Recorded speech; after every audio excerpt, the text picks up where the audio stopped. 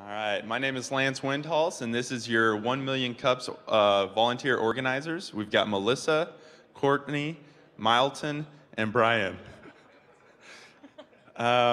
Cool, so we have a few questions we start off every event with. How many are new to 1 Million Cups?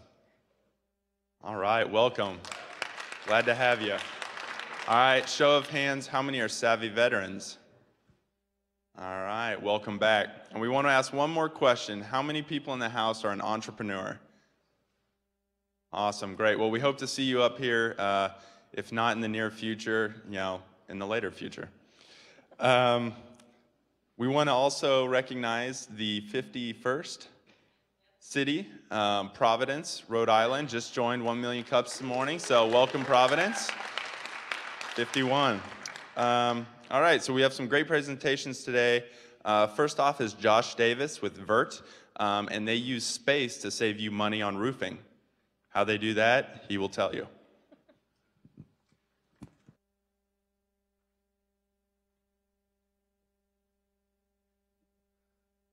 Good morning, everybody. My name is Josh Davis. I'm the founder and CEO of Viirt. And before we get started, there's something I need to confess to all of you. I'm a recovering roofing contractor. I know, I'm a roofer. I know it's a dirty word.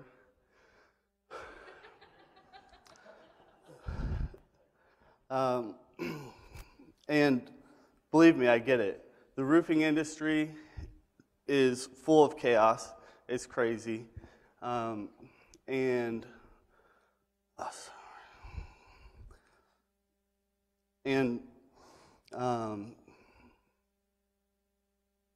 learned a lot. I've been in the roofing industry for 10 years, and I've learned a lot about how crazy it can be. And it wasn't until my mom called me that I realized that the roofing industry needed to change. She was in Portland, Oregon. I was in Kansas City.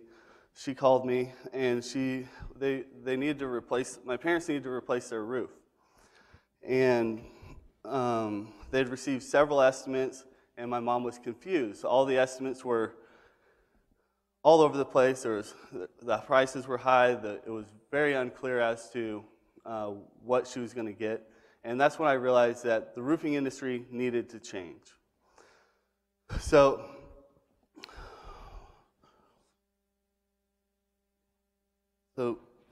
from there, we started Viirt.com. Viirt.com is to create transparency in the roofing industry. The number one problem in the roofing industry is there's no transparency. So, no transparency in the roofing industry, and that's why we created Viirt.com. Viirt uses satellite imagery technology to define the scope of work. We then connect the homeowner to a local installer, and then we guarantee that the work was done correctly. Here's an example of the estimate that we provide to all of our homeowners. It provides the installer price and the material cost, creating more transparency so the homeowner knows what they're paying for. Viirt saves the homeowner money. We typically save the homeowner 20% or more. We lower the overhead by using satellite imagery technology. From here in this room, I can measure any roof in the country and provide that scope of work. And then the last thing that we do is provide at-cost materials for the homeowner, so we connect them directly to wholesale pricing on materials. Our process saves the homeowner time, money, and they gain peace of mind because we guarantee our installers work. The roofers like it because they can focus on roofing, they get consistent job flow, and they have less legwork. We make money off a percentage of the materials and a percentage of the installation. The roofing industry, there are 7 million homes replaced every single year. The average cost of a roof is $8,000. It's a $56 billion industry. My name is Josh Davis. I'm the CEO and founder of Viirt.com.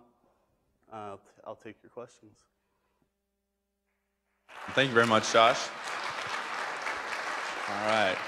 If you have a question, just raise your hand. One of us will come by you with a microphone and let you ask your question. So I'll go ahead and get started. How accurately is the measurements of the roofs from your satellite imagery? We've been on average within 1%, which is very accurate. Our goal is to be within 5%. And then that's just our pre-estimate. Once we do the pre-estimate, then we send the installer out there to verify the measurements and also check things like second layers and the pitch of the roof and some other things that we don't always get 100% right from the satellites. Great. You got a question here in the middle. Can you tell us a little bit about what seems to me to be a real challenge, which is managing a huge number of subcontractors, how to manage them, quality control, and just a number of challenges even a small operator with subcontractors can face? Yeah, great question. So what Viirt does is we determine the scope of work for the project, and then we deliver that scope of work to the installer. The installer, the way that we make sure that the installers are doing work correctly is each installer is rated after every job, and if they start to get bad ratings, then we don't feed them jobs anymore. Got another question here in the front. It looks like an interesting model, but the one thing that I see as being, what I would love to get your feedback on is, where are you focusing in terms of marketing? Because with this has obviously got a national appeal to it, but to try and hit a national market is extremely difficult with the advertising dollars that you probably have to spend on this. So what's your marketing plan in terms of, are you going to focus someplace first? How are you going to get the word out? Because there's a lot of noise in this industry, and you've got to be heard above it. Yeah, absolutely. Great question. So we've been playing with the marketing quite a bit. Facebook has been really great for us. We're starting in 5 marketplaces: St. Louis, Kansas City, Denver, Omaha, and Portland, Oregon. And we're just staying focused in those marketplaces. And the Facebook is getting us going.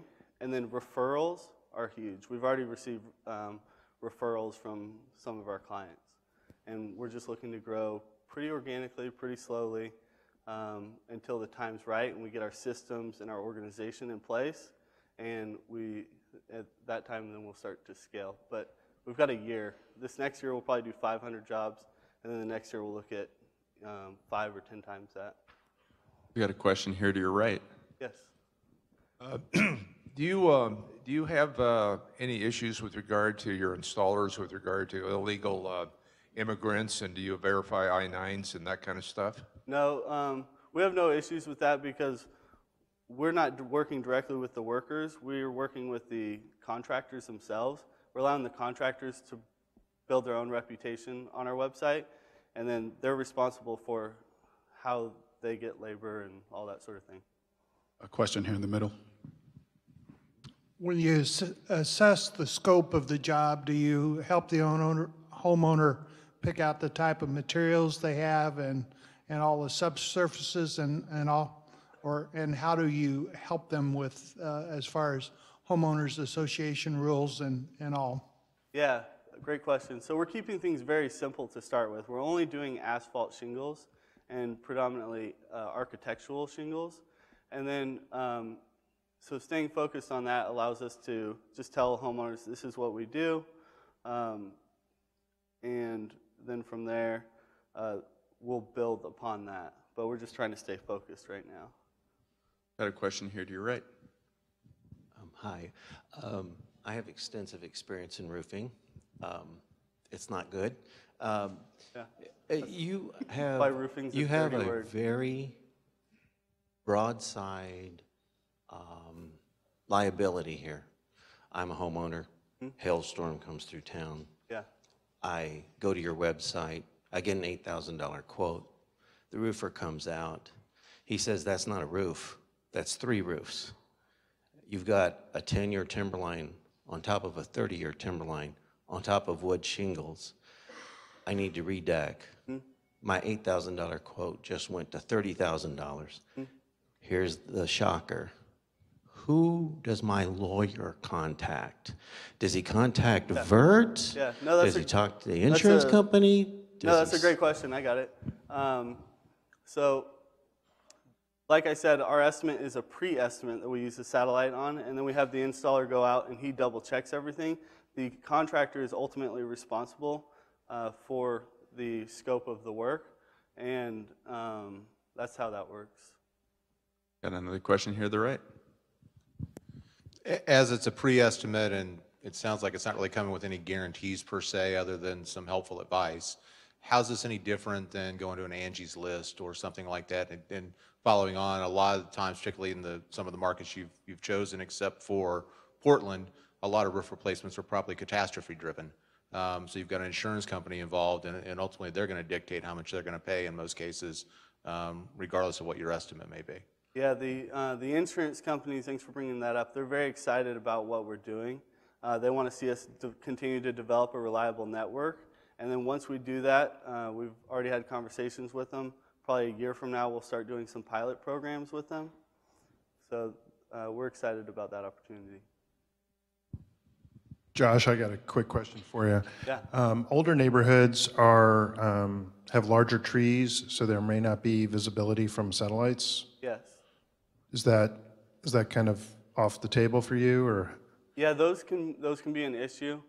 We haven't had a lot of issues with that so far.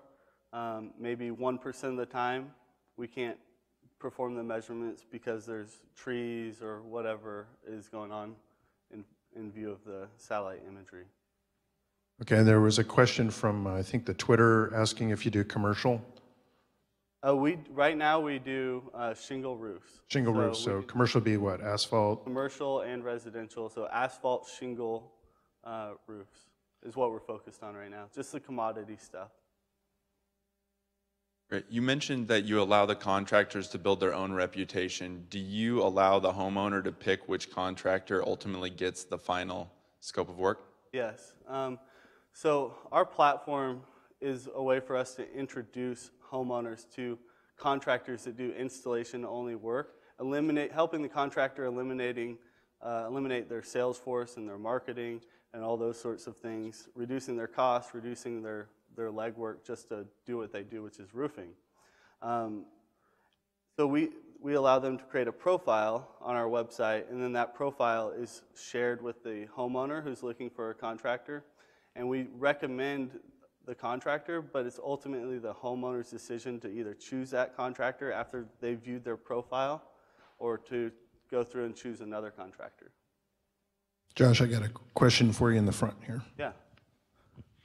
Where are you exactly in the business model itself? I mean, how long has it taken you to get to where you are? Yeah. Where are you now, and where do you see you going? And as a second part to this, what have your biggest challenges been as well as the biggest rewards? Okay. Well, I'll take the second question first, and then I might ask you to remind me of the first one.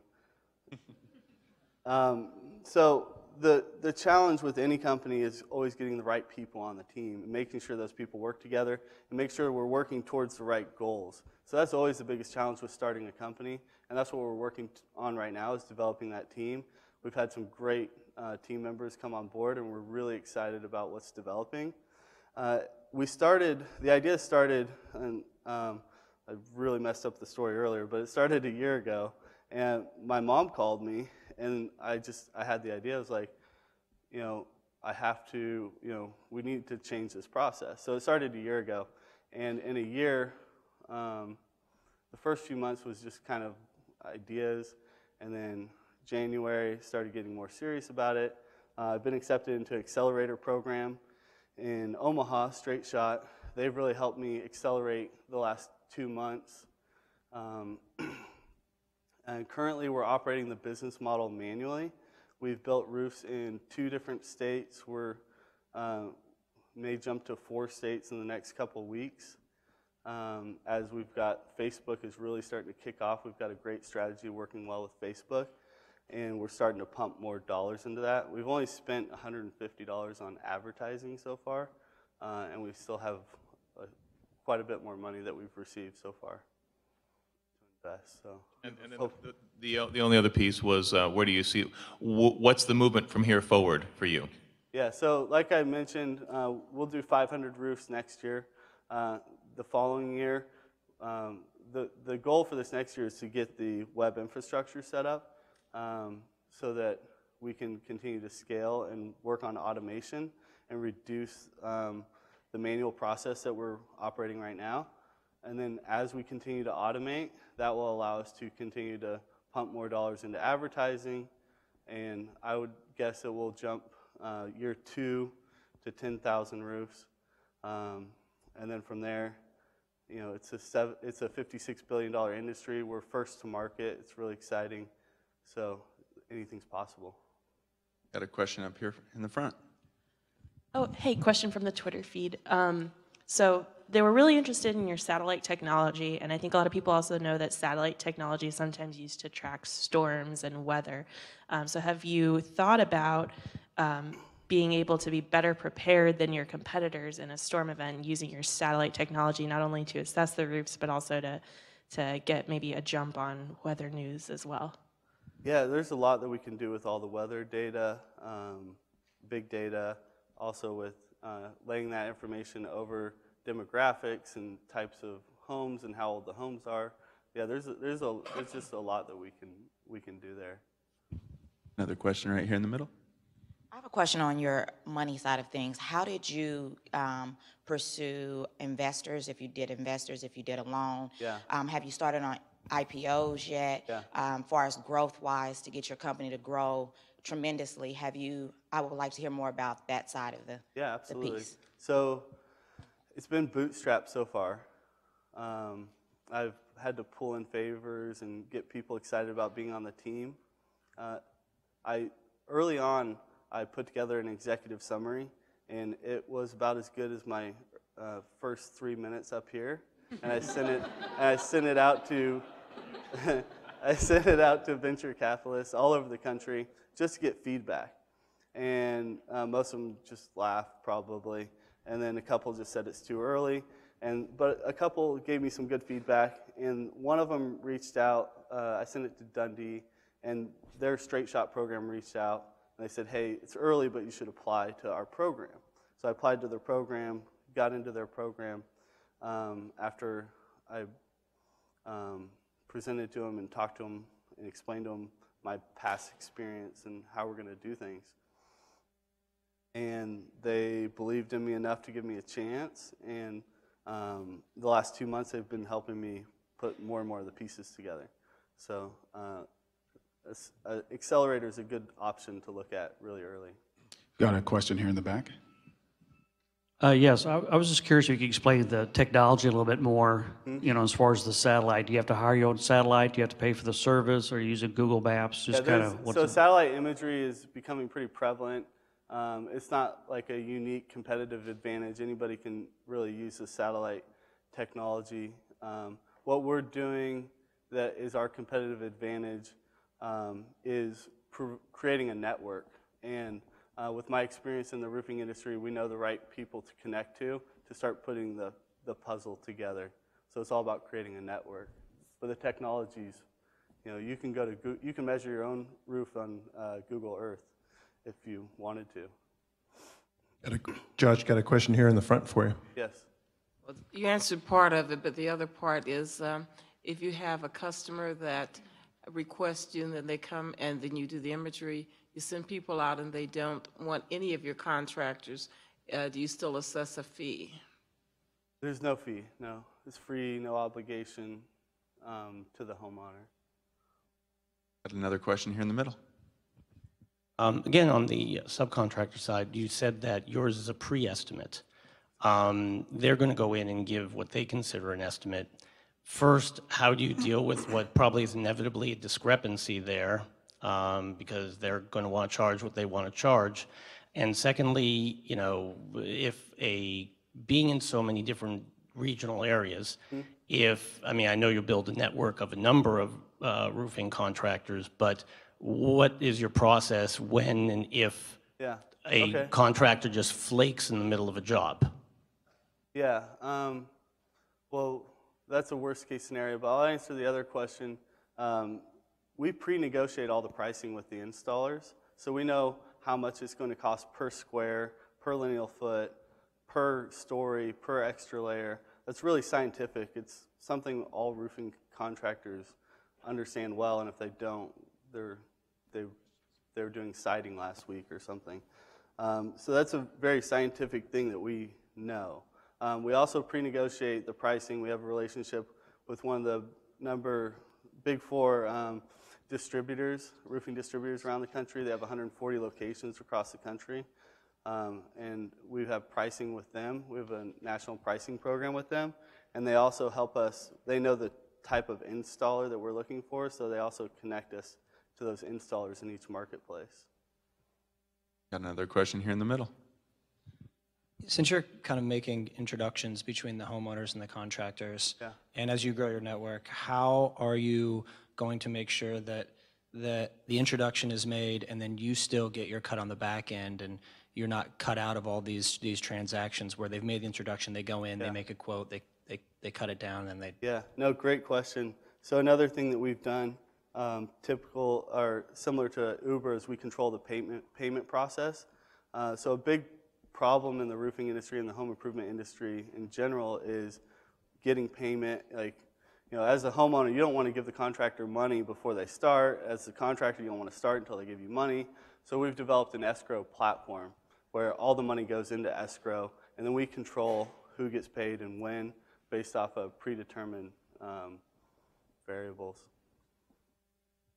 I got a question for you. How many roofs have you guys done so far during the company lifespan, and what's been the feedback from both the contractors and the homeowner? Yeah, we've only done a handful of roofs so far. We're still very early in that process. The feedback, we've already received referrals from family and friends. All the homeowners have been very excited about the transparency and the cost savings of 30% on average. So it's been very positive. Josh, I've got a question for you up front. Yeah. If this is kind of a follow-up, in an older neighborhood, you know, what if I could enter my dimensions of my home or the square footage? Would you have a way for somebody to do that online with your website to get some sort of first quote? Well, we do that for them with our satellite imagery. So when you come to our website, you just put in your email address and your physical address, and then we'll go and we'll do that for you automatically. But we don't have a process where you, the homeowner, would manually put in their dimensions. So my suggestion would be if you can't do it because of the trees, Oh, is the if we can't do issue. it because of the trees. So would you follow up and just say can't do it, or would you ask them for more information? We'll send a local installer who's a partner of ours out to take care of it. So we'll say, we can't do it, but we have our recommended guy for that area. He's going to come out and take care of it for you. Okay, thanks. You got a question here to your right? All right. Yeah. If at this point you've only done a handful of homes, Yes. Why are you focusing on multiple markets? And it sounds like you have very limited resources. Why are you not launching this in one of the markets and building up that reputation and then scaling it quickly thereafter? Yeah, that's a good question. So the reason we've chosen 5 markets is because I have great relationships with 5 installers. And it's very easy to work with 5 installers. So an example of somebody in a similar space is HomeJoy.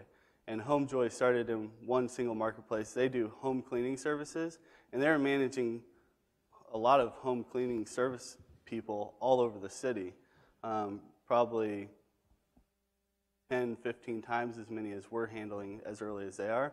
So we only have to deal with 5 installers, which is really simple. And it also shows that to the investors that this is a scalable model, that I personally don't have to be in each city babysitting everybody. So we just want to prove very early that this is a scalable model and show how simple it is. I got a question for you in the far left back. Josh, I've got 2 questions. First, could you explain a little bit more of the transparency issue? I tweeted out something that transparent roofs are better. And that may have been the right thing to say. But glass roofs. And the logo, where did you come up with the squirrel there? Yeah. Well, we came up with the squirrel so people would ask, why'd you come up with the squirrel? And the transparency is just something that's happening with the internet. The internet connects people and gives access to information. So as more and more people learn what's happening with everything, that transparency is going to come into business models, like we've seen with everything from Napster to Uber to Priceline.com to all of that. But that's just, transparency is a trend of the age. Josh, I got another question here in the back middle. Have you thought about going into measuring other things other than roofs? I don't know what that would be, but are there other options out there? Oh yeah, there's a lot of options. We're staying focused on roofing for at least the first couple of years, but we can measure just about anything on the exterior of the home. And there's also some very interesting technology that's coming out with the Google Tango project, Project Tango by Google, where all of you in 4 years will have you'll be able to scan in your living room or your kitchen to the 16th of an inch, and imagery technology will recognize the space, and eventually every home improvement project will start on your phone. Got a question here in the middle.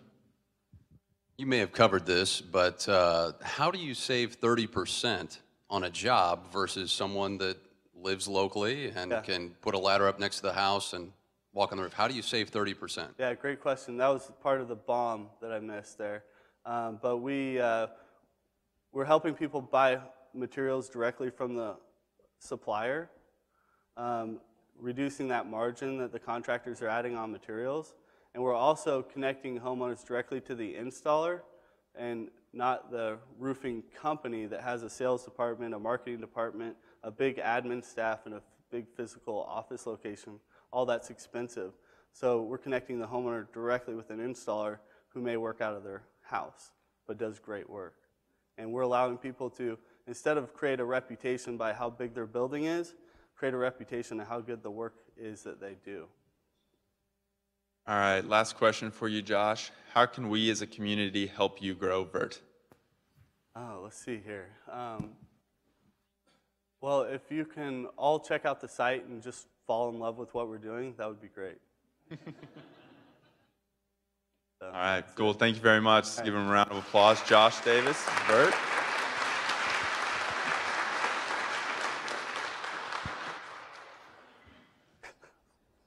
Oh, man.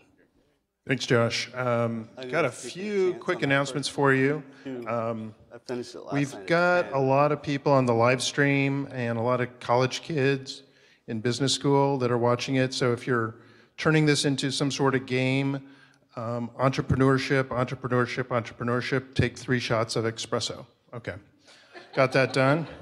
I'd like to invite Bridget from KCPT up. She's got a quick announcement for us. Hello, everybody. Good morning. My name is Bridget Bowden. I am a new reporter at the Hale Center for Journalism at Kansas City Public Television, and I'm lucky enough to be covering the entrepreneurship and business beats, so that's why I'm here today. I'm really excited to get to know the entrepreneurship community in Kansas City. It's a really vibrant, exciting community. So here's my contact information: Twitter, email. This is our hashtag that we use for entrepreneurship news. Please feel free to send any stories my way. I'm really interested in telling stories about the trends that affect entrepreneurs in Kansas City, trends in business, really the big things that affect all of you. I'll consider any story ideas, so please feel free to get in contact with me. Thanks, guys. Thank you, Bridget. Welcome. It takes a great team of people from the Kauffman Foundation to help put this on, and today I want to shout out Amanda Schneiders. Happy birthday, Amanda. Yay, Amanda. You did it. Keep going. Okay. Now, our next presenter, Random Shirt Club. How many people like to wear shirts? Excellent. Hey. Dom Green is here to tell us about the Random Shirt Club. Please welcome Dom.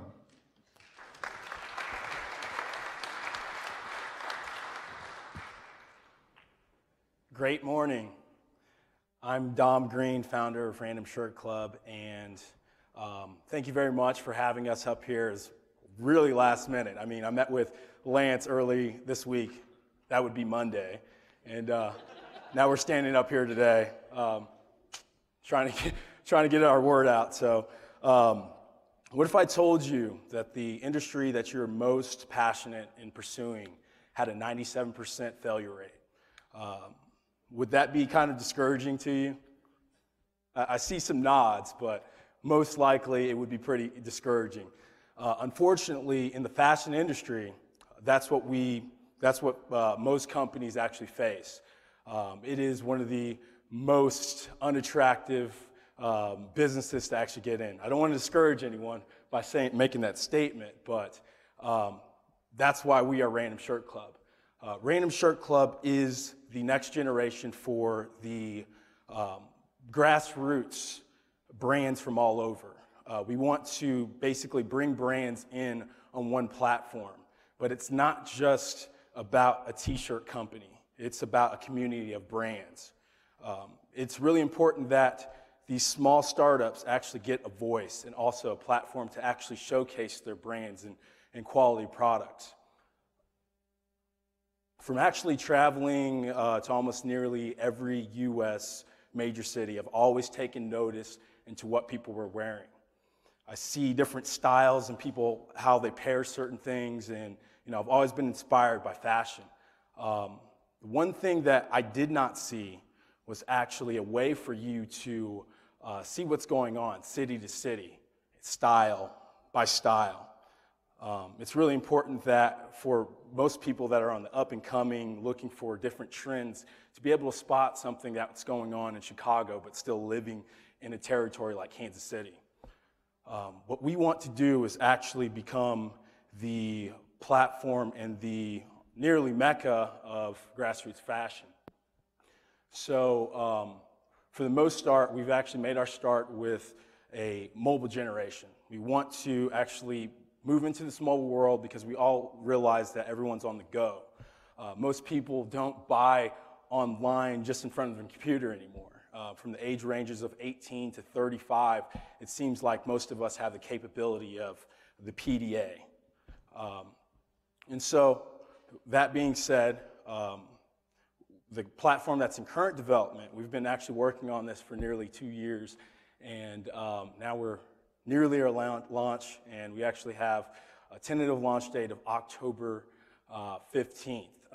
We're going to be able to utilize the online platform to actually show you how to connect and follow trends city by city and style by style.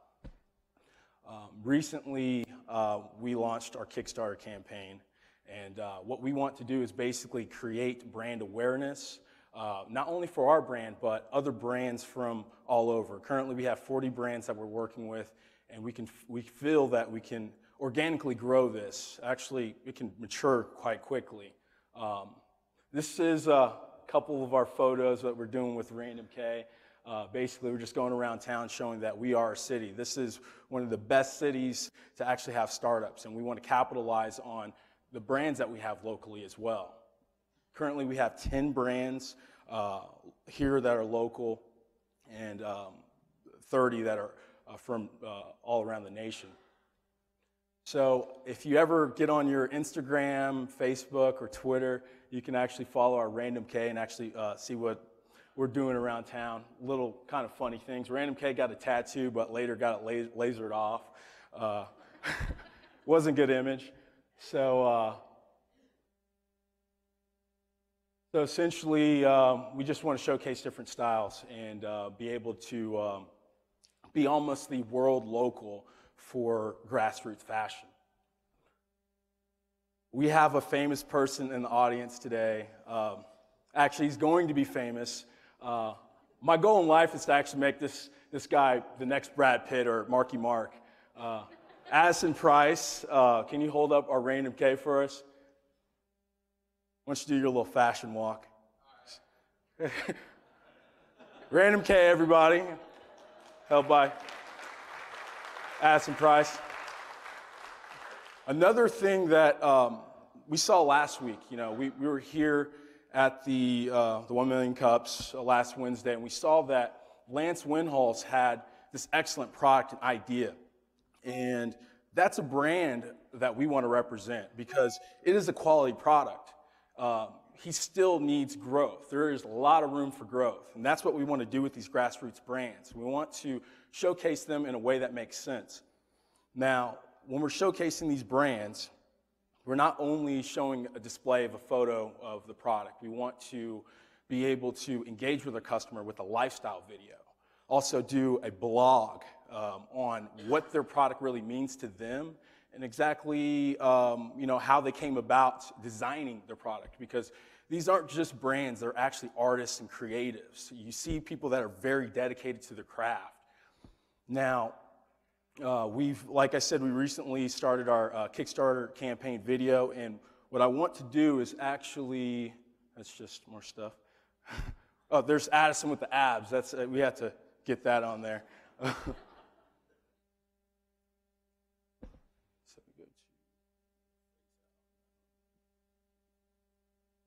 So here is our campaign. Random Shirt Club presents Be Random.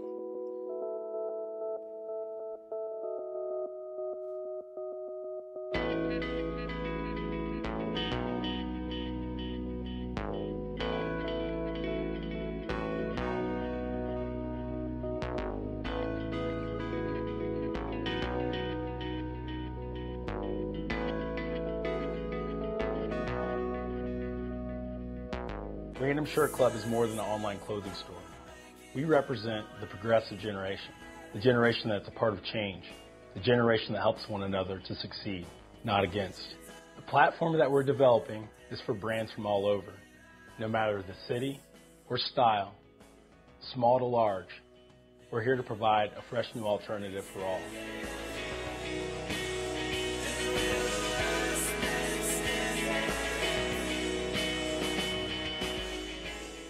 Random Shirt Club will provide apparel for consumers of every walk of life, never tailoring to one demographic. That's what makes us random.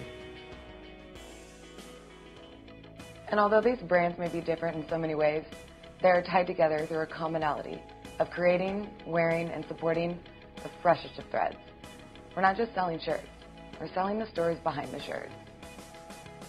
The graphics on our line are very diverse. It reaches a broad audience and represents individually elements that we can all share.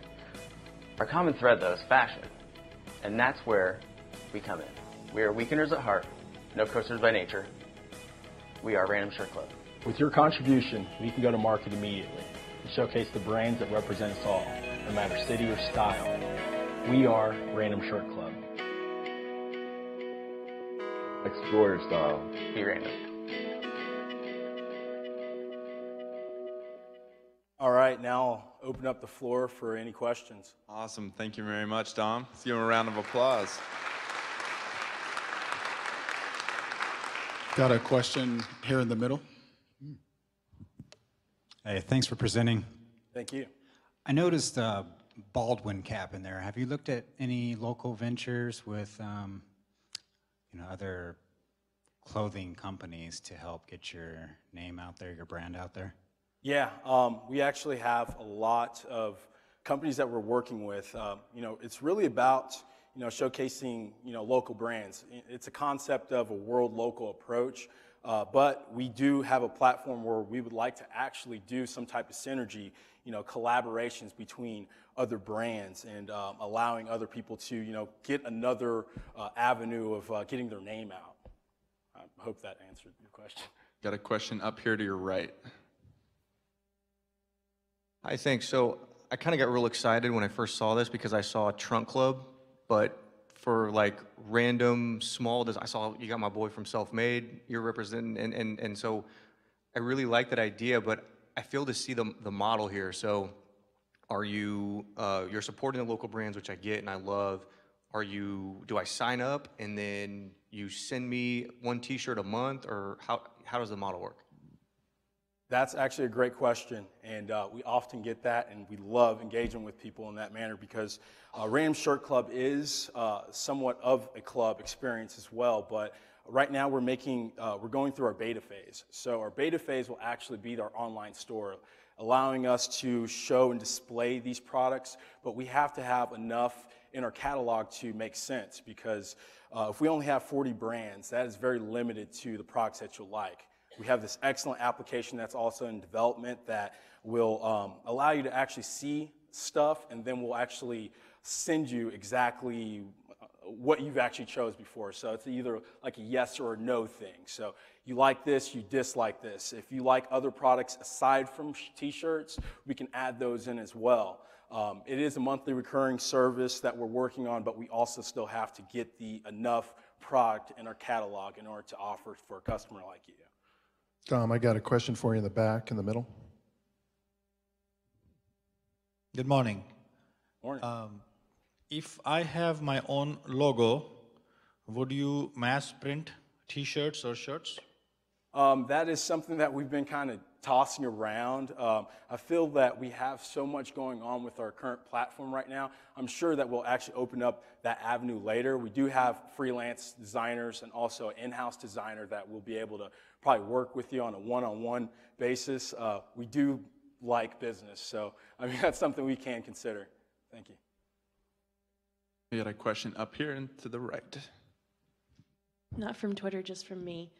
So I know a lot of nonprofit organizations sell t-shirts to raise money for what they're doing. Have you ever thought about some kind of social enterprise model, or, donating, 1 month a year to a nonprofit that's trying to sell a t-shirt to raise awareness? Yes, for sure.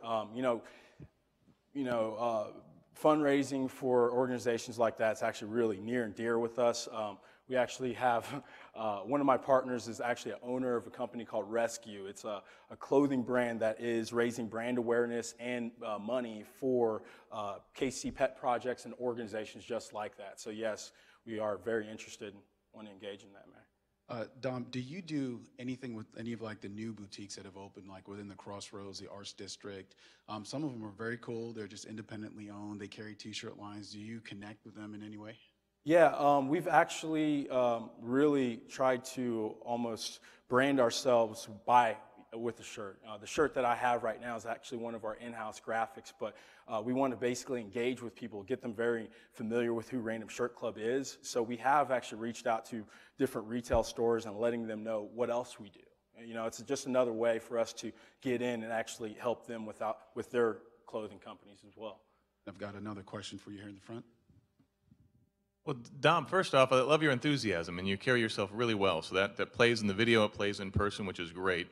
What I'm trying to wrap my head around is, you seem there's a lot of things that you could be doing, but what is your business model specifically? If you could give me like an elevator statement from the second floor, just synopsize what it is that your goals are, and then what it is that you're focusing on right now to achieve those initial short-term goals. Because every business needs a laser focus to begin with. If you shoot too wide, you're going to just dilute yourself. So where are you right now in terms of the laser focus? Exact. What we want to do is be the grassroots mecca for fashion.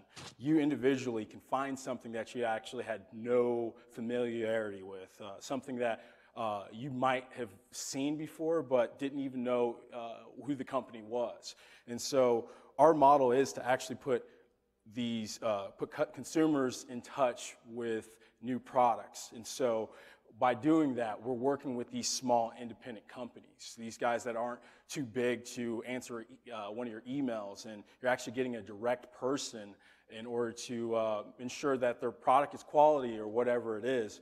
There's a lot of engagement. We want you to actually have a better experience of finding something that's way more unique than your average department store. Dom, I got a question for you in the back to your left. And just like the last guy, I love your enthusiasm, and I'd be willing to bet on you as a success in this market. But I want to hear more of the Dom Green story. You're a Kansas City Chiefs guy, right? Yeah, I'm not that guy. There's actually a Dom Green that he's actually like a recruiter. He's this guy that, everyone, he actually got elected to be this recruiter, this college recruiter, and everyone's like, "Congratulations, Dom! You got a new job with the Kansas City Chiefs." I was like, "Yeah, I went with it for a couple weeks, and then, and they saw that I still had the same job.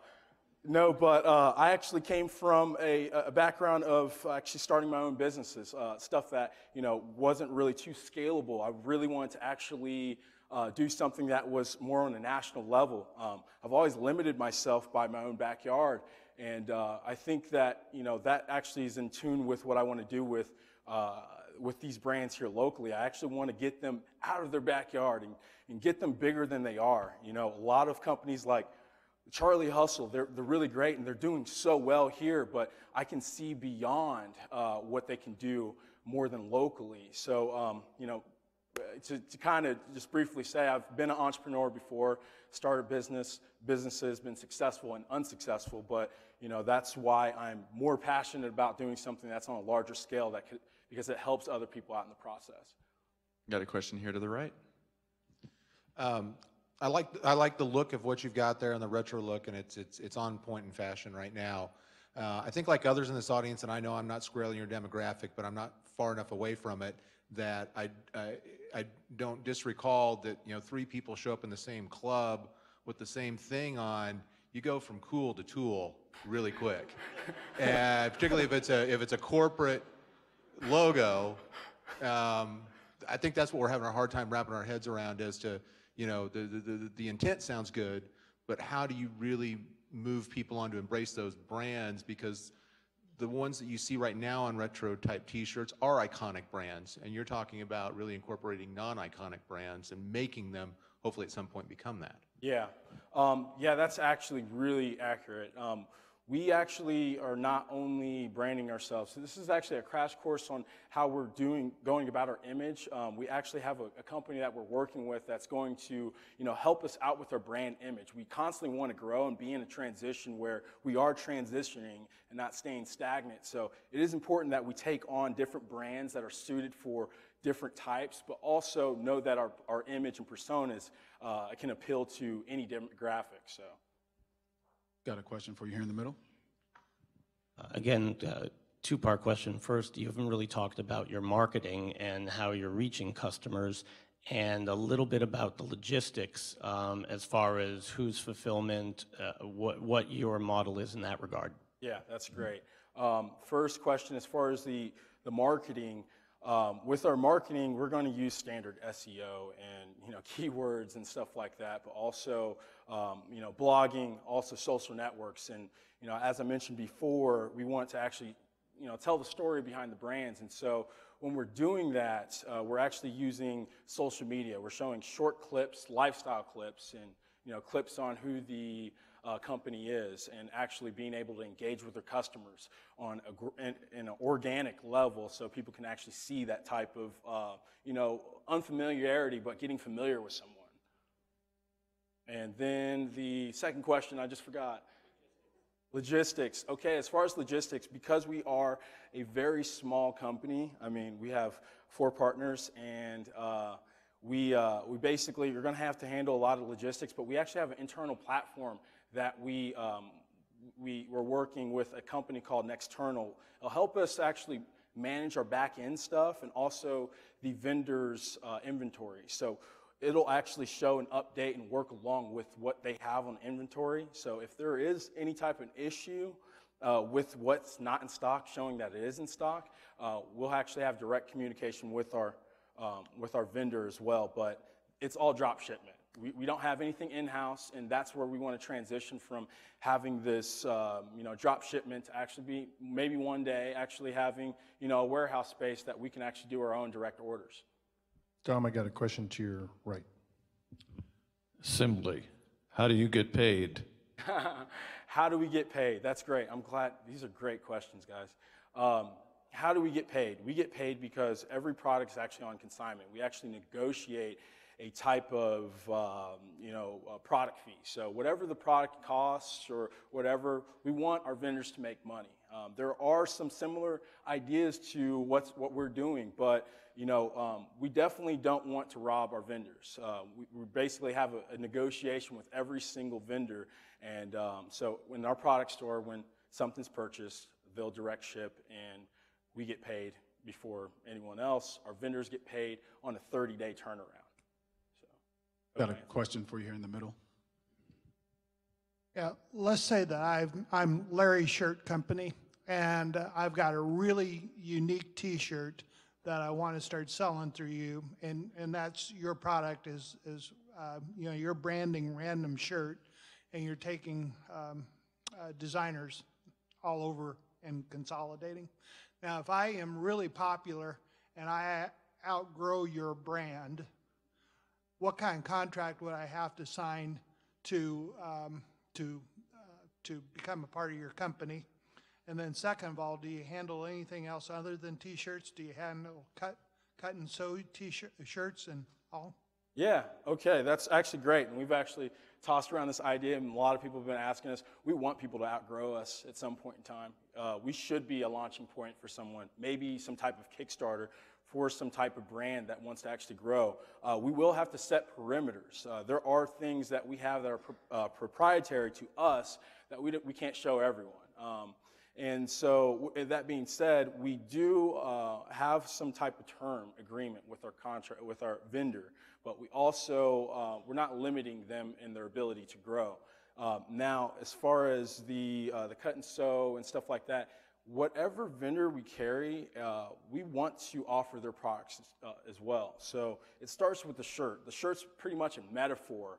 You know, basically the one thing that ties everything all together. Whatever you wear dictates, whatever shirt you wear dictates what type of pants or shoes you're going to wear as well. So we do want to offer various products with our vendors, and will. Got a question to your left. What's up, Dom? Hey, bud. Good presentation, brother. Thank you. Can you talk about the concept of the common good? You spoke a little bit about Chicago and where you want to go and take this platform to other cities. Yeah.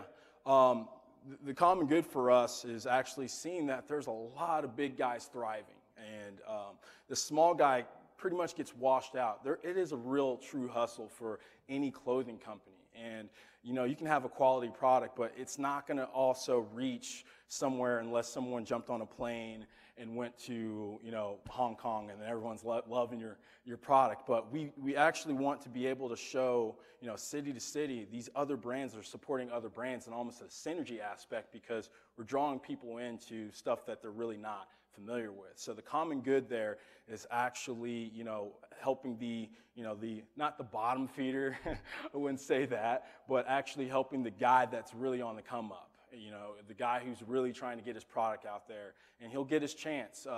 And if a product does not do really well, you know, we'll still work with the vendor, but we'll have to, you know, study the, you know, analytics aspect. If your product is doing well in a certain territory, maybe we go heavier on a social market for your product in Chicago, and when you're, you know, in St. Louis or something like that. So we are going to study analytics to help out these other brands as well.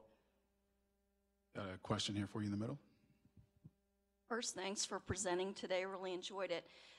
So a little bit more about the business model. So the people paying you will be the vendors themselves who are carrying the brands? No, not necessarily. Well, in a way, you know, we're still dealing direct with the consumers. So for you, if you went to our website and you kind of scrolled and browsed around, you'd still be able to purchase products from us. But you know, we're ultimately dealing with a relationship with the consumer to us and then the vendor. So we're the perfect middleman. Dom, I got a question to your left, front. I'm sorry.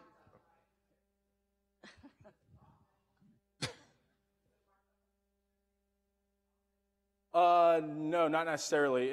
It's just like any type of consignment. So if you actually go to, you know, your local bunker, you know, they're going to negotiate a price with you on your product. So it is a markup. We're getting products at wholesale. Yeah, you've got yeah. There's a wholesale aspect. Yeah, that's what we're doing. Yeah. Okay. Thank you. Now I've got a question to your left. Hi. From the consumer aspect, being that your random shirts are to other markets, is there a deep discount, being that you're dealing with regional high-end designers? So, for example, if it's a $70 shirt in Chicago, is it going to be cheaper in other markets? There is a lot of terms that, you know, with different companies, sometimes they don't care if you actually sell the product more or less.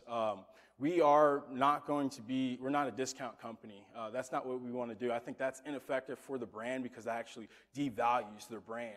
So we're actually engaged with exactly where the price point is, never lower. Got another question here in the middle. So I get it. I mean, you're kind of a curator of these different fashion brands, and I assume your idea is to become kind of a rainmaker for them. They want to be part of you. You expose people to these different brands through videos and things that you do on the site, and you can mix and match and say this shirt from this company, this pants from this company, and so on and so on. Have you thought about asking or providing this, because you're kind of a marketer for them, so providing a marketing service, so having them pay you to maybe make videos and create these videos, or helping them get their shirt on a celebrity, right, which is key, and being and on top of that, so what is your plan to grow your brand, because you need to have a brand bigger than theirs in order for you to be the rainmaker for them? Yeah, for sure. I totally agree. I mean, yeah, that's actually a really good idea, and we actually have, you know, celebrity friends and stuff like that, but we don't necessarily want to just be the, hey, wear our shirt so much and just pump us. It's really about, you know, this organic aspect. So I feel like we still will be the larger, because one particular brand, one shirt company, that's just one shirt company. We're an umbrella for many companies. As I stated before, it's more of a community of brands. And so, yeah, I think that definitely benefits us. If we have someone that's actually larger, would that not engage more customers and traffic our way? I think it would. It actually would. That seems kind of narcissistic, but I do. No, but yes, I think it would actually help us out, for sure. Dom, I got a question here in the center for you. In the beginning of your presentation, you mentioned that 97% failure rate. How are you going to overcome that? Yeah, and that's exactly where we're at right now, because this is pretty much the dream and idea. You know, this is something that we worked on for so long, and we're going to market, so we can't really dictate how people are going to respond. We do see that we get a lot of good feedback, but with marketing, you always want a consumer test. And so for us, I think a lot of people get into the clothing aspect because they don't get enough consumer feedback. And that's what we want to do, and that's why we're actually here today. So you asking me that question really helps us, you know, in another way, because we do want to hear from the public and get a public opinion. Thank you. Question here in front. Yeah, that was a lovely presentation. You guys did a fabulous job. But I did want to ask, excuse me, at the end of the day, you've clearly articulated that you have a vision and an avenue for how you're going to get there. How are you going to be different from our local Dillard's, Macy's, just our local stores that just offer T-shirts? Yeah, how we're going to be different is, you know, I'm trying to hold some cards in the back of my pocket without actually telling everyone what we're doing, but we're going to be more mobile with our brands and our branding, because, you know, as I stated before, it's really important that people can do these things on the go rather than having to get home and log on to their Random Shirt Club account and actually get a random shirt every month or whatever product it is. We really want people to be engaged on more of a social platform almost. It's like we're actually showcasing these brands and telling their stories, but they're able to do it in a mobile aspect rather than having to be at home and, you know, with the inconvenience. Dom, one final question before we let you go. As a community, what can we do to help you? Yeah, I think it's really about, you know, the following. If we can get more people to follow us and then you guys actually tell our story, I think that'll in turn be a great organic way for us to actually grow this brand right here in Kansas City. And we want to do this all over. I mean, this is a big mastermind type of idea, but, you know, we definitely want to we want to hone in the local feel as well in whatever market we're at. So please go to our Facebook. It's facebook.com/Random Shirt Club. And our handle is the same with Twitter and Instagram as well. And then one final, we have a we have a blog as well. It's randomshirtclub.wordpress.org. So there's a lot of things that we want to do. We want to continue to be interactive with you guys, and we do appreciate the feedback. So please, reach out to us at any point in time. Yeah. Thank you. Thank you Great very much, presentation guys. today.